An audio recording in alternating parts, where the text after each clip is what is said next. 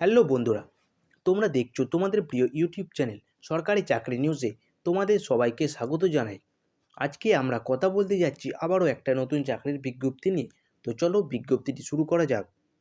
পশ্চিমবঙ্গ রাজ্যের চাকরি প্রার্থীদের জন্য রয়েছে বিরাট একটা ভালো সুখবর। এনটিপিসির তরফ থেকে রয়েছে নতুন করে বিদ্যুৎ দপ্তরের কর্মী নিয়োগের বিজ্ঞপ্তি প্রকাশিত করা হয়েছে। আপনি যদি ভারতীয় নাগরিক হয়ে থাকেন তাহলে পশ্চিমবঙ্গের 23টি জেলা থেকেই এটি আপনি আবেদন করতে পারবেন। বিদ্যুৎ দপ্তরে কিভাবে আপনি আবেদন করবেন? আবেদন করার জন্য শিক্ষাগত যোগ্যতা, বয়স, বেতন, আবেদন পদ্ধতি ও নিয়োগের প্রক্রিয়া জানার জন্য ভিডিওটিকে প্রথম থেকে শেষ পর্যন্ত মনোযোগ সহকারে দেখুন এবং ভিডিওটি ভালো লাগলে আমাদের চ্যানেলটিকে সাবস্ক্রাইব করে বেল আইকনটি অন করে রাখুন। এখানে কি পদে নিয়োগ করা হচ্ছে এবং শূন্যপদ কত? এখানে অ্যাসিস্ট্যান্ট এক্সিকিউটিভ পদে নতুন করে কর্মী নিয়োগ শুরু হয়েছে এবং 223টি শূন্য পদে।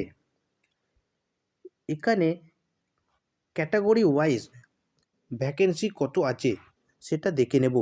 ইউআরের ক্ষেত্রে 98টি, ইডাব্লিউএসের ক্ষেত্রে 22টি, ওবিসির ক্ষেত্রে 40টি, এসটির ক্ষেত্রে 39টি এবং এসটির ক্ষেত্রে 234টি। মোট শূন্যপদ 223টি। আবেদন প্রাপ্তিদের বয়স সীমা কত লাগবে?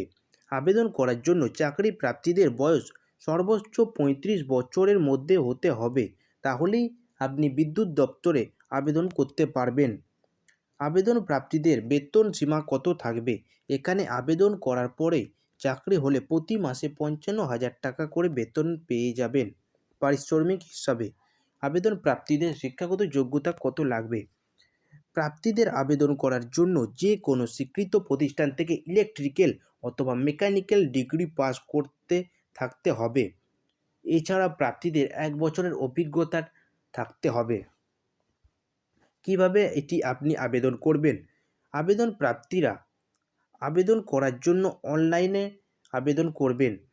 আমি আমার ডেসক্রিপশন বক্সে আবেদন করার লিঙ্কটি দিয়ে দেব, সেখান থেকে আপনারা আবেদন করতে পারবেন এবং আমি আমার টেলিগ্রামের লিঙ্কটাও দিয়ে দেবো, সেখানে আপনারা জয়েন হয়ে যাবেন। আমি টেলিগ্রামে প্রতিদিন নানান রকমের চাকরির খবরের আপডেট দিয়ে থাকি। আবেদনের লাস্ট ডেট আগামী 8ই ফেব্রুয়ারি 2024 তারিখ পর্যন্ত অনলাইনে প্রার্থীরা আবেদন করতে পারবেন। সমস্ত চাকরির খবর পেতে সবার প্রথমে আমাদের চ্যানেলটিকে সাবস্ক্রাইব করে বেল আইকনটি অন করে রাখুন। লাইক, কমেন্ট এবং বন্ধুদের সাথে প্রচুর পরিমাণে শেয়ার করুন। তো আবার দেখা হবে পরবর্তীকালে নতুন টপিক নিয়ে। ধন্যবাদ।